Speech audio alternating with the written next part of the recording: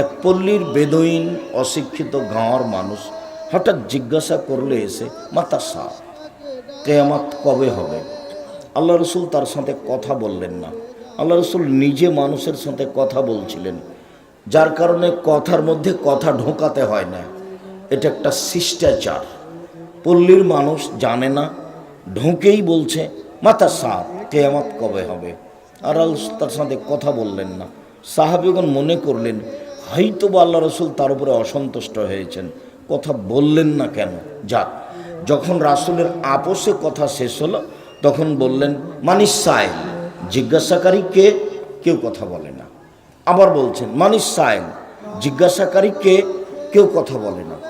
মানিস সাইল, জিজ্ঞাসাকারী কে? তো তিনি বললেন আমি জিজ্ঞাসা করলাম কিয়ামত কবে হবে। তখন আল্লাহ রসুল বললেন এই যা জয়াতিল আমানত ফান্তাজির ইসাব, যেদিন 10-এর পয়সা ধ্বংস হবে সেদিন কিয়ামত হবে।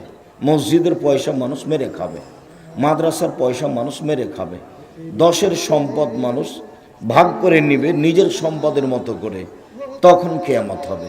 পল্লীর বেদুইন মানুষ কথাটা বুঝতে পারল না, বলল কাইফা ইয়াজাতুহা, 10-এর সম্পদ কিভাবে ধ্বংস হবে, তা কিভাবে নষ্ট হতে পারে।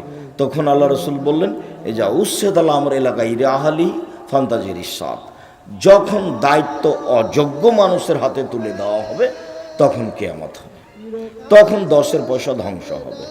যারা মসজিদের সভাপতি সেক্রেটারি হবে তারা মসজিদের উপযুক্ত নয়, যারা মাদ্রাসার সভাপতি সেক্রেটারি হবে তারা তার উপযুক্ত নয়, যারা চেয়ারম্যান মেম্বার এমপি মন্ত্রী হবে তারা তার দায়িত্বের উপযুক্ত নয়, যারা প্রিন্সিপাল হেড মাওলানা ইওনো হবে, ডিসি এডিসি হবে তারা তার যোগ্য নয়, জেল সুপার তার যোগ্য নয়।